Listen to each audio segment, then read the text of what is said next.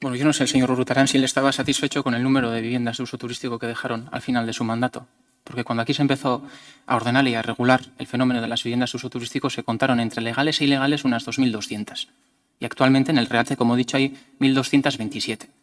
Yo no he dicho si son muchas o pocas, es la foto, es la objetividad, es la realidad. Y eso es lo que se ha conseguido después de la regulación fiscal, económica y social. Es la foto que ha dejado. Y eso están en los datos y también están, por ejemplo, en memorias que otros foros y otros informes también suelen sacar.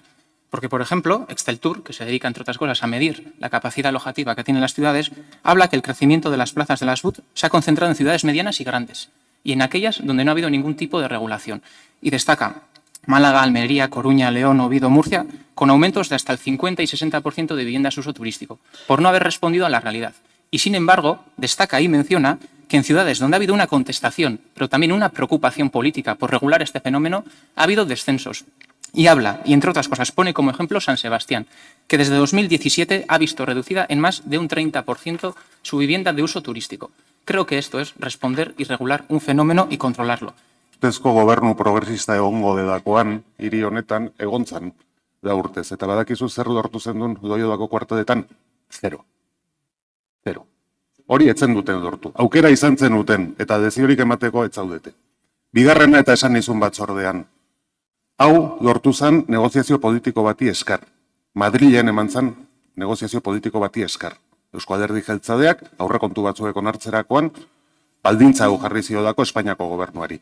Nik dakida da, EH Bilduk ordezkaritza dauka Madrilen, eta susmatzen dut, ez dituela negoziatzen hiritar guztioi onura ekartzen dizkigun gauzen arabera, baizik eta, ezker abertzaleak sortutako arazoa konpontzeko erabiltzen dituela Madrileko gobernuarekin negoziazioak. Egunen batean hori ere azaldu beharko dezute.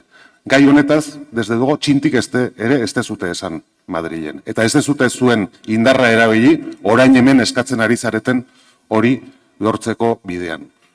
Y es triste, pero esta es una operación, y llevamos 5 años con ella, en la que, pues hay muchos que han tratado y tratan de poner palos en la rueda. Ya es triste que el siguiente palo de la rueda venga de la mano de EH Bildu.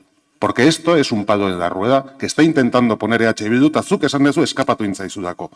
Atzerapenak ez dira etorri gugatik oraingoz. Hori da, honekin egiten saiatzen ari zaretenat. Nik ez dakit gure izaera izango da, herri honetako izaera edo ze, baina egia da, geurean proiektu bat, ekimen bat, proposamen bat mai gainean jartzen den bakoitzean, ilusiotik baino beti izaten dugula horrelako joera bat, errezelora jotzeko, ez? Aznarrek bere garaian, ez? Gerra prebentiboak eta gauzatu zituen, hemen ere proiektuekin eta gauzekin beti alarma guztiak pizten dira por sistema, ez? Eta uste dut, izan mundialarekin, edo beste dozein jarduerarekin, hiri maila daukaten ekitaldi handiekin, proiektu handiekin, gauzak egiten direla gauza onak lortzeko. Gauza onak lortzeko. Hiriarentzat era, herritarrentzat. Eta uste dut kasu honetan, mundiala kudeatzeko orduan, badirela premisa hon betetzen direnak. Bata da aliantzak. Hemen aliantzak daude.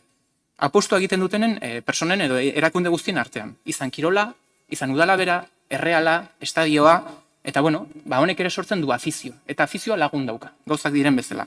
Eta bigarna da kudeaketa.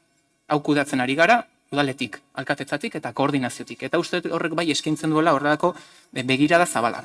Y, de hecho, las comparecencias de este mes, en las comisiones de este mes, se solicitó una comparecencia al propio alcalde sobre esta cuestión y él les trasladó una serie de datos, que creo que son datos bastante elocuentes, de la actividad que este asunto ha conllevado a lo largo de todo el año 2024, en el que se han realizado nada más y nada menos que 2.070 intervenciones en la vía pública. 2.070. A ver cuántas salen por día. Y que hay otros 610 controles sobre asentamientos en los que en algún momento se ha actuado y en ese momento en esos asentamientos no se encontraba nadie. En total eran del orden de 2.680 actuaciones. Y en relación a la tercera cuestión, que nos dice que apliquemos la ordenanza de civismo, ya le he dicho lo que hacemos cumplir las ordenanzas que tenemos en vigor en este ayuntamiento, pero por si le vale el dato, que siempre el dato creo que es bastante poco discutible, en el año 2024, en relación de acampadas en lugares no autorizados, este ayuntamiento, esta Guardia Municipal, ha tramitado, apunte, 1.670 actas contra esa infracción. 1.670 actas.